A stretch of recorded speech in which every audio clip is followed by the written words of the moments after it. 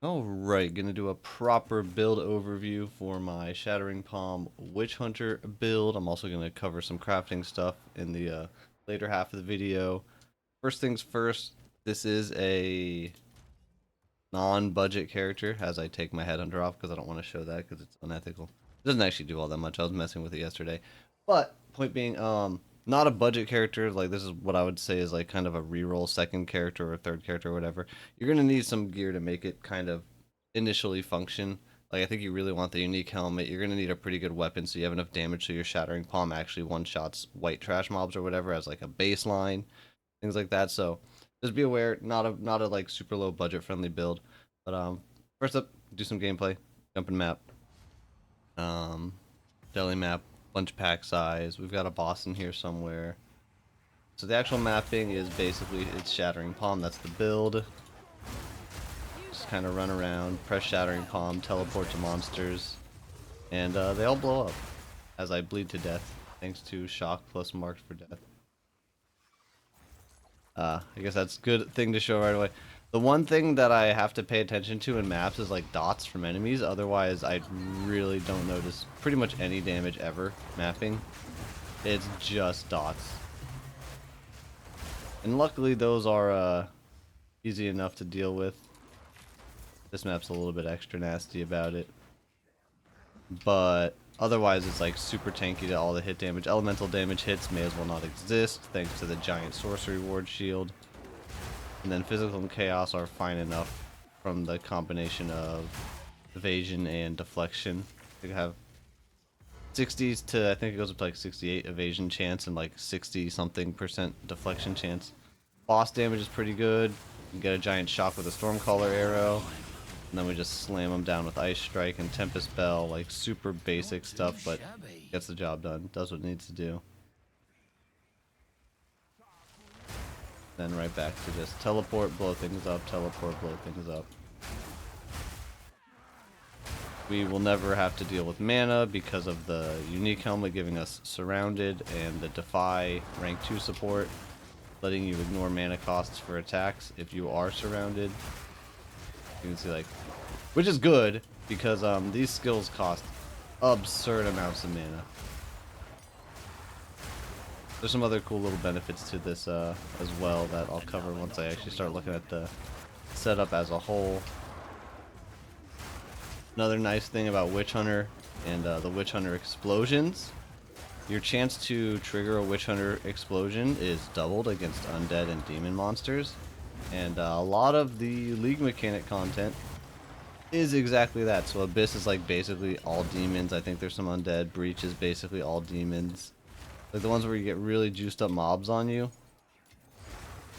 I think the Delirium mobs might even be demons. I assume they probably are, but I actually don't know for sure on that one.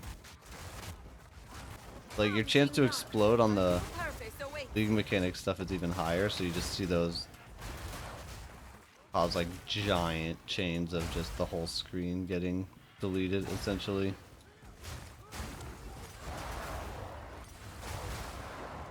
You get the idea. Really satisfying build, really good coverage, pretty easy to play,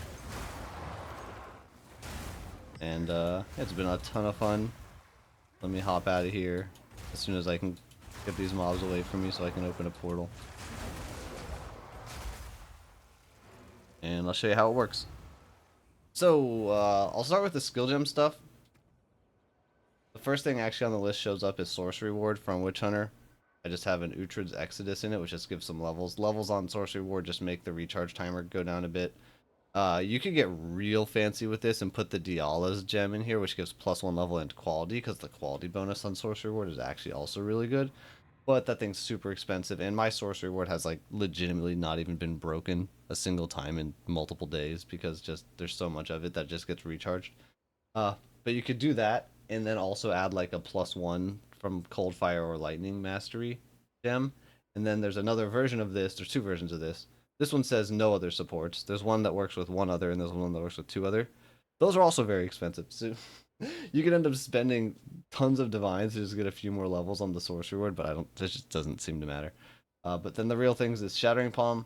So Shattering Palm, Ice Strike, Tempest Bell, and Stormcaller Arrow all have Defy, rank 2, which again, it gives you lucky damage when you're surrounded, which for us doesn't do a ton. It doesn't increase the damage that much. I think it's like 10 to maybe 15%. I don't remember the exact amount.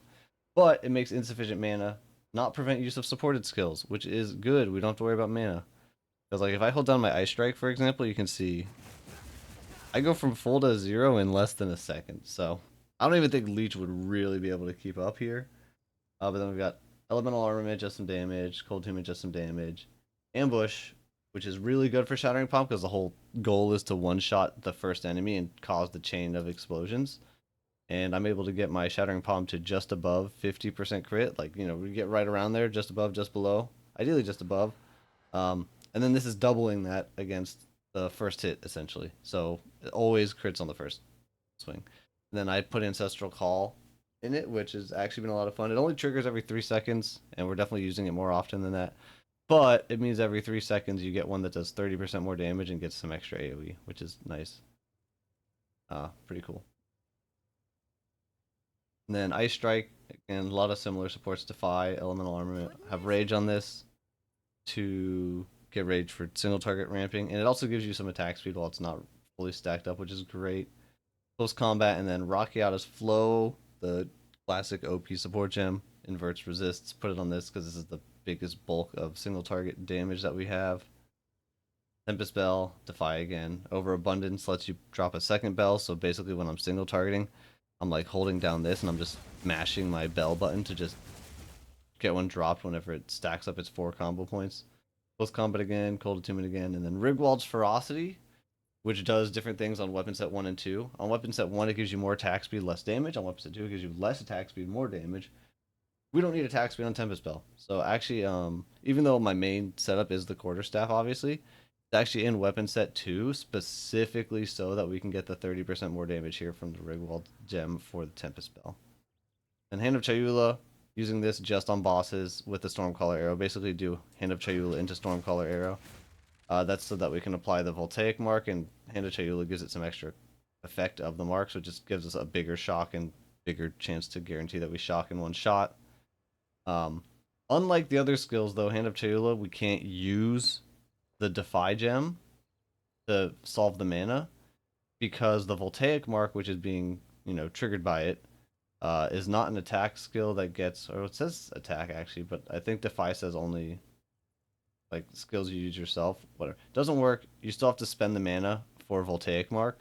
So we have to just use Life Tap, and then I opted for relatively lower level Hand of Chayula and Voltaic Mark gems because scaling their levels just doesn't matter that much. So that instead of spending like crazy amounts of HP, because I think it was like in the hundreds, now it's just 41.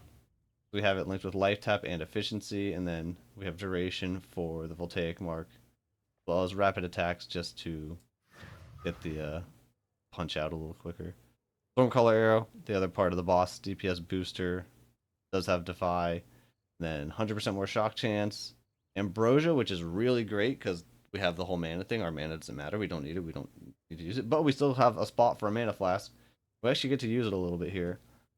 This consumes 20% of your maximum mana flask charges on use. So I have a mana flask with a really high rolled increased amount of max charges. 126 max charges on this flask, which 20% of that is roughly 25 flask charges. And the skill gains 3% extra lightning for each charge consumed. So 25 charges, 3%, that's 75% damage gained as lightning, which is a huge boost. It'll eat through your flask charges really quickly. Need more time. I can't do it right now because mine has a cooldown. But we only press it once, so it doesn't matter. Just nice huge boost. And then Elemental Armament and Execrate, which gives another 100% more chance for shock, but gives the skill a cooldown. But if you shock in the first arrow, it's fine, doesn't matter. And then we've got our Spirit Reservation stuff. Wind Dancer, give it some AoE, give it Blind on hit, give it Maim on hit, and give it a little bit extra damage, because why not? I could 6-link it and probably would just add another like small damage thing.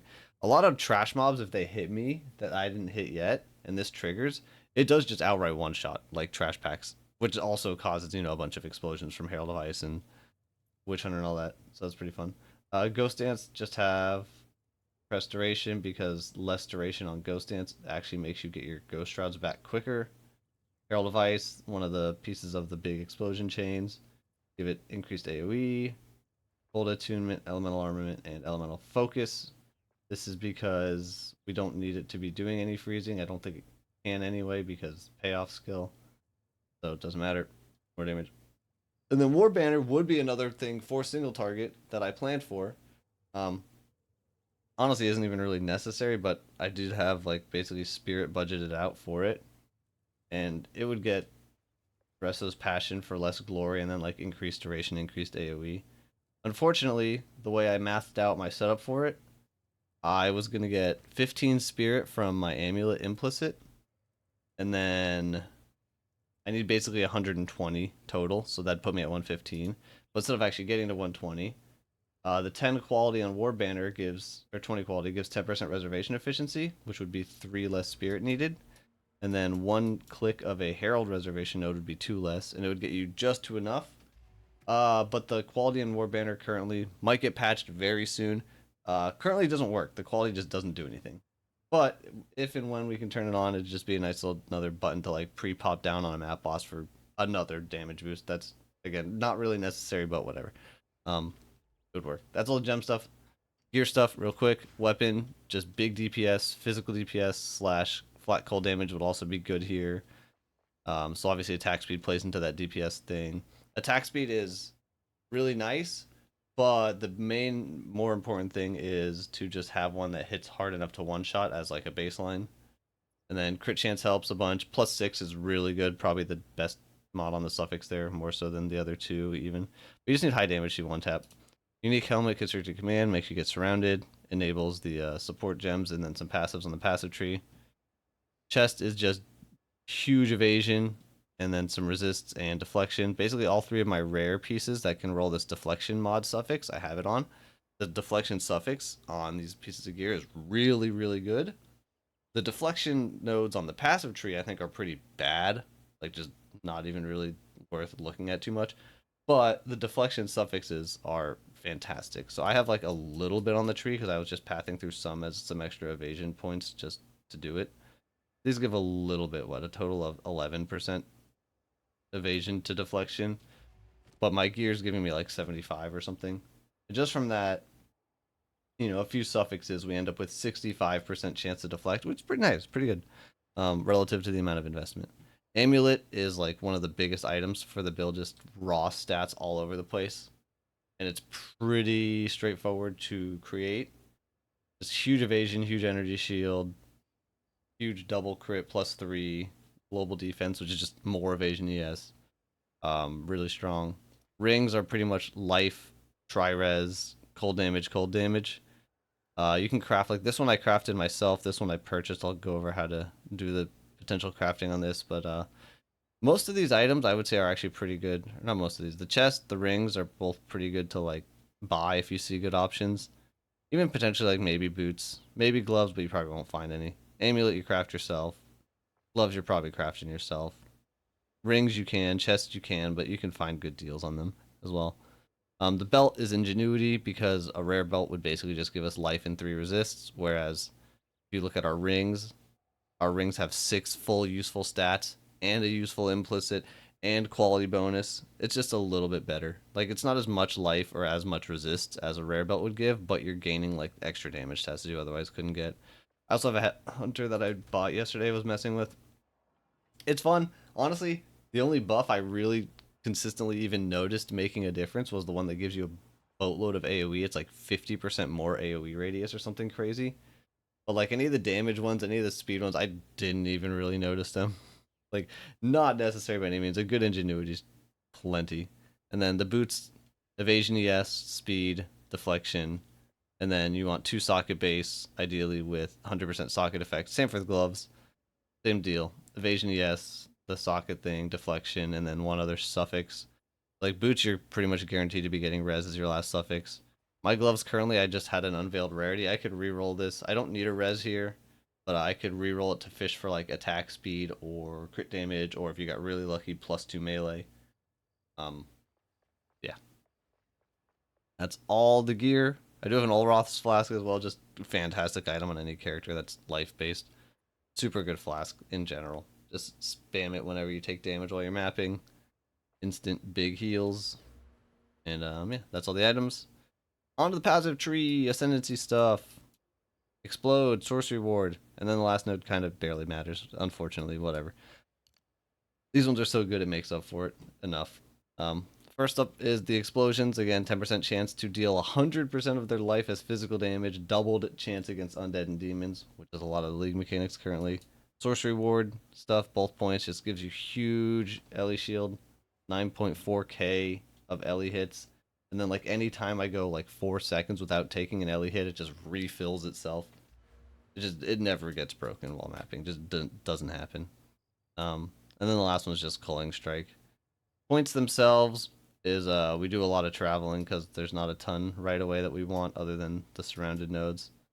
I do spend some of my points here, mostly like these aren't the greatest damage nodes, but I want some AoE. I want AoE, you know. Go down, get a little speed stuff. First set of surrounded nodes pops up right here. Big evasion nodes, big attack damage, huge attack speed notable. Go left, more AoE for the explosions and all that. And then the other set of surrounded nodes, one gives you 10% movement speed and some dodge roll, and the other one gives you 100% attack damage at the cost of reduced accuracy. Doesn't matter. Chance to hit still 100%. Not a problem. And then we're basically just riding our way across the outside of the tree up the right side. Grab whatever's useful on the way. There's a lot of stretches here where we're not actually getting too much, but still kind of just the best way to do it. Get some crit, get skill speed. You can see a weapon swap point here. This is part of the bow swap for shock stuff. All the bow swap stuff is just shock stuff. More crit evasion. These are like decent nodes here too. You get like crit chance against dazed enemies and damage against dazed enemies alongside some damage or chance to daze. We don't really care about the daze debuff at all. But what's nice about them is like they're okay, but they happen to be in range of what we are already putting here with an against the darkness jewel, primarily for the gain as cold damage, but then chaos res is also a really nice secondary. So we're actually hitting 5 notables in here, so it's getting us 20% extra cold, and then a whole handful of small nodes that are giving us 3 chaos res apiece. Keep going up, quarterstaff stuff, more crit stuff, some cold pen just for the non-ice strike skills that don't have Rakiatas, just helps a bit. This is 30% total. Seems like it's been plenty. Really important over on this ES evasion. You need spectral ward so that we are able to run this pure evasion chest and at least still get some energy shield out of it.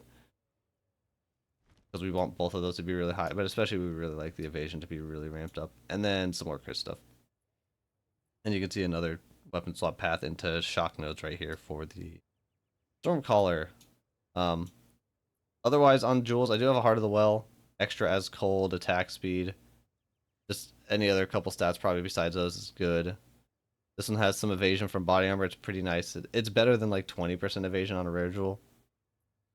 The rest of the stats are pretty similar to like a rare jewel, other than the gain as cold, which is just way better damage than what you would get on any basic rare.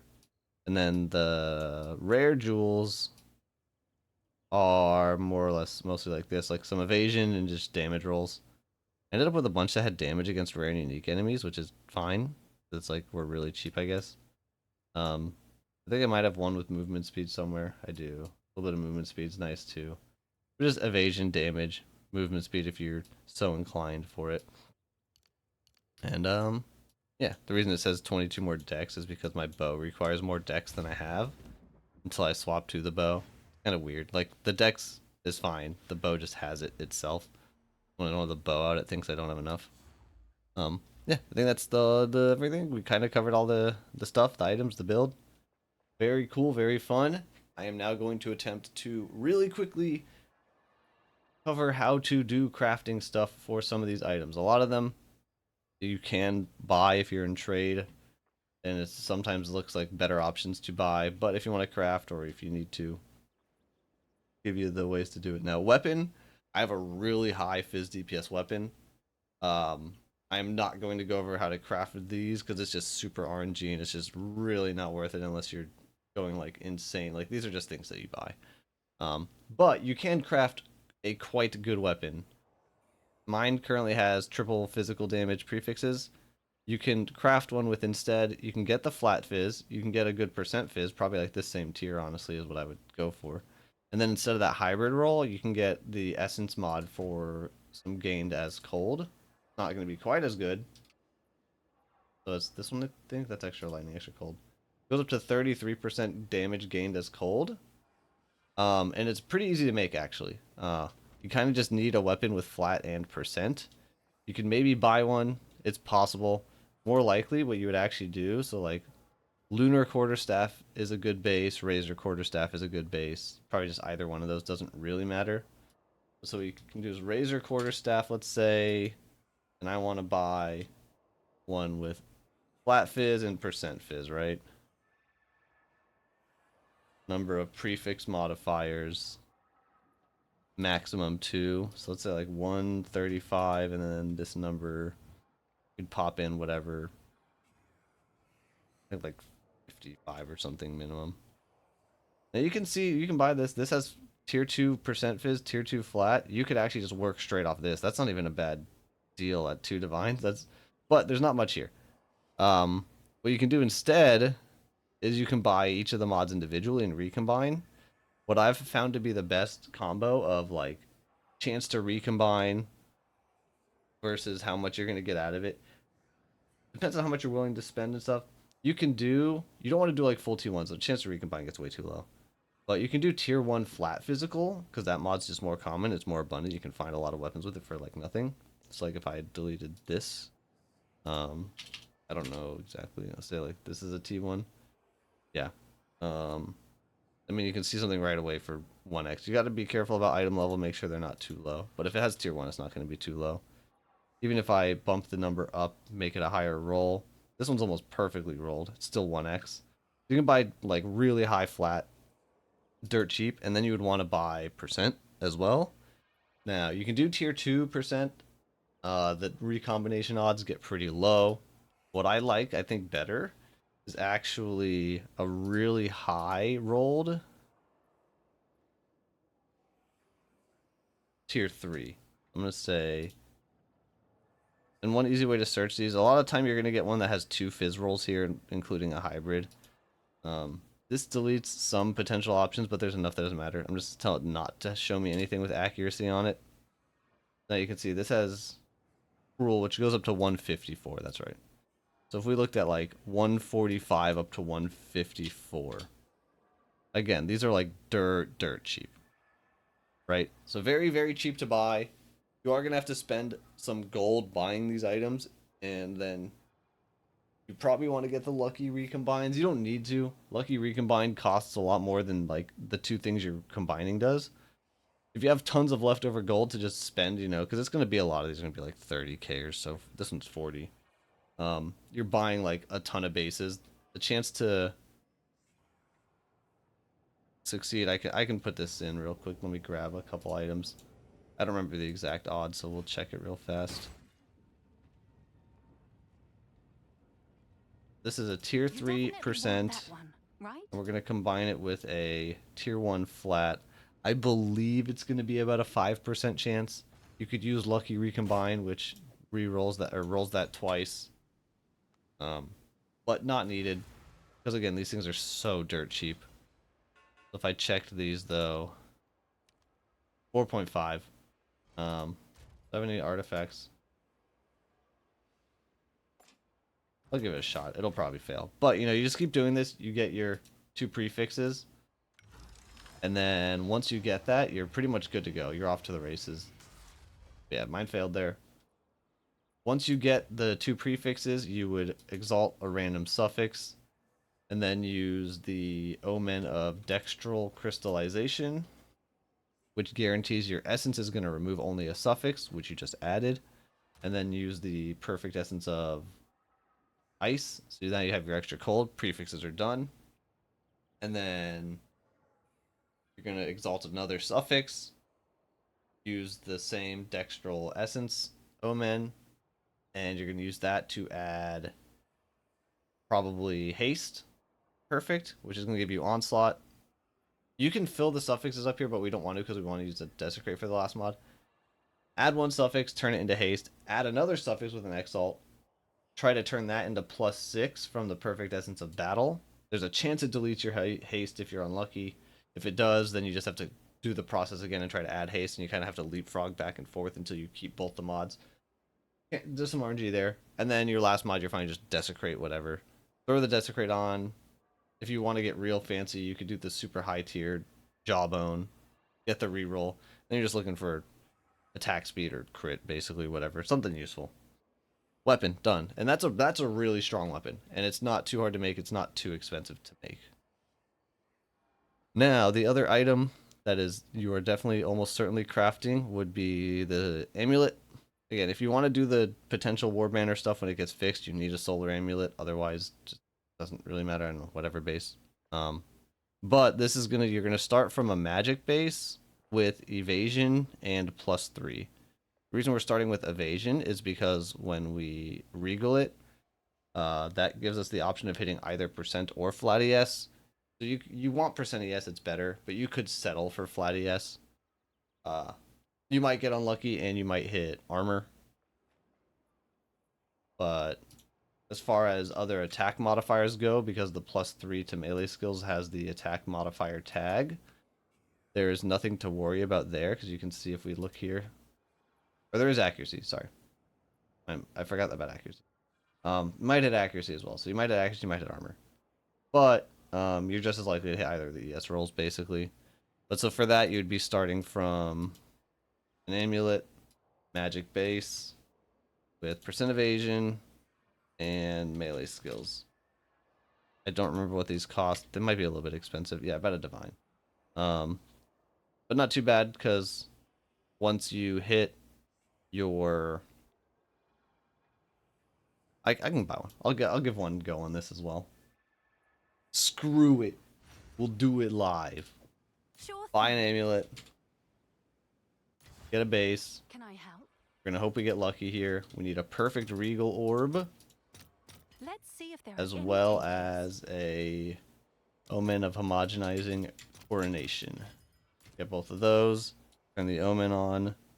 Click the regal orb. We hit flat ES. That's good. So from here, we would add a prefix, desecrate. Make sure it's Aminamu. If you want to gamble a bit higher, you could instead add just exalt a suffix, and then use the dextral crystallization essence again that removes a suffix alongside a perfect essence of enhancement, because this gives 20 to 30 global defenses, whereas the unveil gives 15 to 25.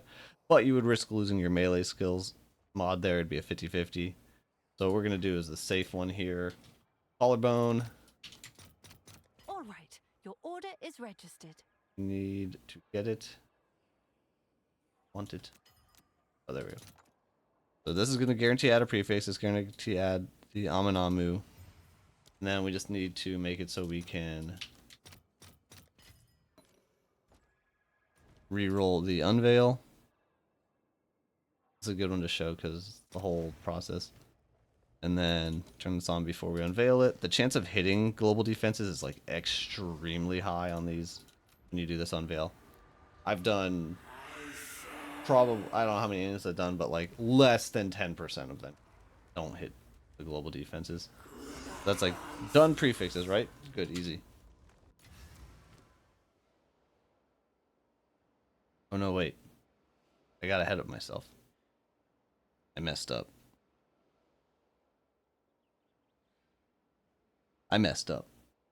What you actually want to do is we need to get the crit damage mods. First, the way to get those is to not add global defenses, which is Aminamu. It's to add minion damage, which is Aminamu, because this will give the damage tag to the item. And then you use that to homogenize exalt a suffix, which will give you crit bonus. And then you do another homogenized exalt, which will give you crit chance. At this point, I'm too far gone. I bricked. Whatever. But you do that, and then you remove Omen of Light, which cost a ton now. It sucks. But you remove the increased damage mod, and then you put your global defenses on. And then your item's done. Anyway, moving on. Didn't happen. That's the other craft. And then gloves and boots are basically the same thing. You're buying a 2-socket base. You just need the, 2 sockets. ES evasion, ideally. It makes it a bit harder to roll, but like you want the energy shield. Um, you can get fracture. Like this one's fractured, but you kind of just send a fracture partway through the crafting process. It can act as like a failsafe or help, whatever. But you get your 2-socket base, whatever. I would recommend like a level 70 or higher base. There's 70, 75, or 80. Just how much you're willing to spend. The total amounts don't change that much on the ES evasion.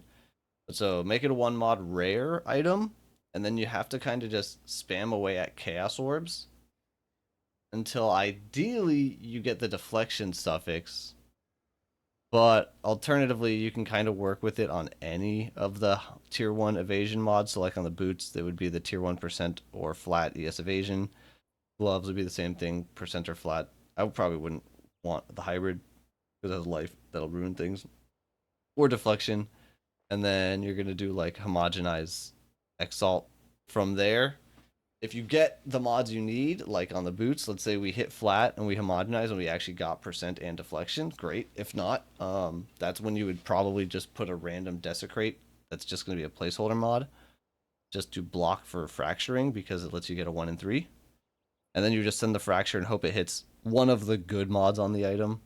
Even if all 3 of your mods were good, you actually would probably want to send it anyway because it's pretty nice to have one of them get fractured. But then that can save you from having to roll stuff later. It can make it so you can reroll and fish for higher tiers on the other mods. But basically, you need to do that. You need to get to deflection plus 2 ES prefixes on your items, ES evasion prefixes. So on the boots, you get your percent, you get your flat, you get your deflection. From there, like these I bought. These are pretty tough to make without having the deflection fractured. It's like pretty RNG dependent.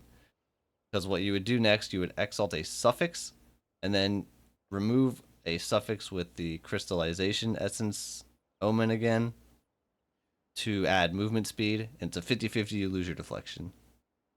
Now, if you lose your deflection, you can get it back with the homogenizing exalt.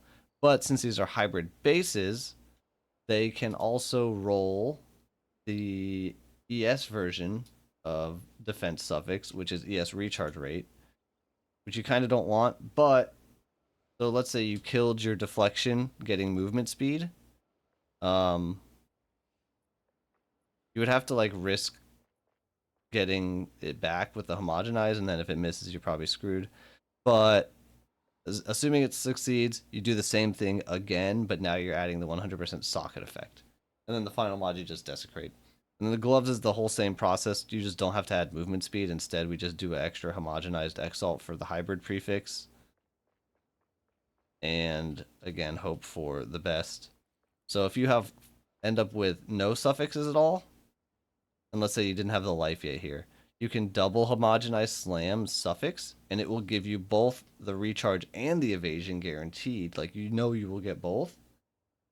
And then you would just do a 50-50 with your essence and hope that the essence gets rid of the recharge rate rather than the deflection mod.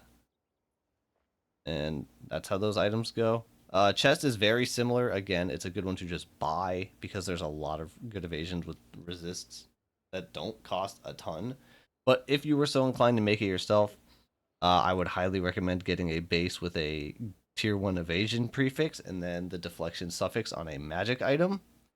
These probably are going to cost a bit of currency to get, but then you can use an essence to regal it with a resist. You would have 1 evasion roll, 1 deflection roll, and 1 resist. After that, you would go for double homogenize exalt prefix. If you want to get the really high rolls, you probably go perfect exalt, but they're expensive. And unless you hit like really high tiers, you're probably going to end up spending more than it would have costed to just buy something. But you go for that. You get your prefixes, and then for the suffix, this item specifically that I bought has a desecrated res, but you could actually I believe, just as easily do just another homogenized exalt on the suffix here. It's a bit more expensive, but it would guarantee that you would get a resistance, because if you look at the mods we have, all the ones, the defense ones, just have defense tag, and then the resist rolls have the elemental tag, which means you would guaranteed exalt another resist. But you can do that or you can desecrate, both work fine.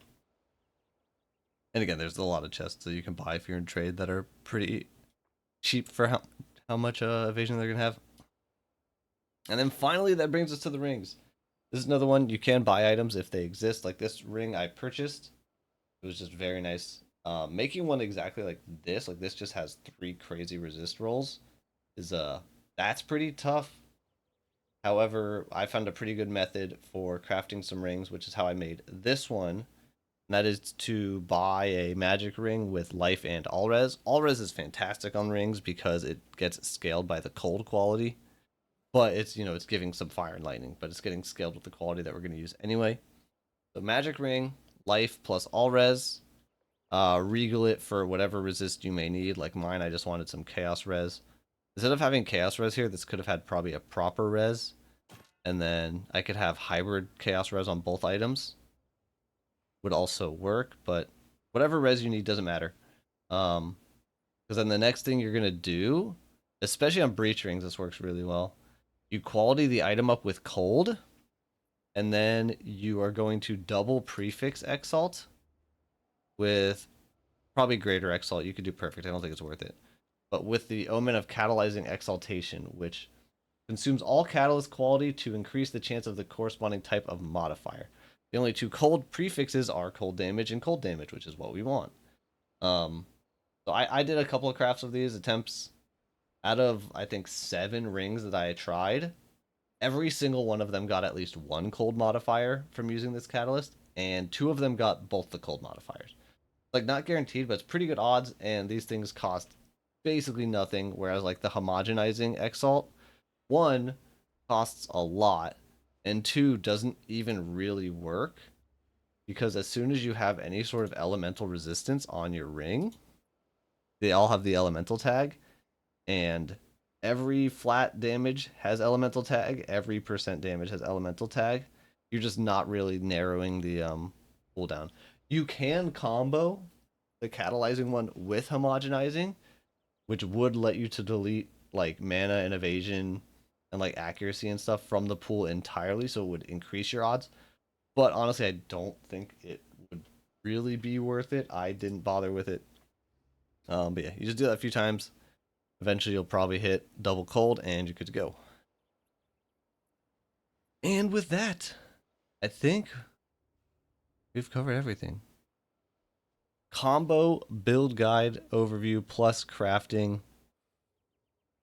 Ultimate rambling. Bricked an amulet in the middle of it because I didn't plan to actually craft one, and then decided to try doing it really quickly anyway without prepping or reminding myself how to do it. I mean, I made this one like 5 or 6 days ago and haven't touched it 5 days ago, I think. I haven't thought about it since then.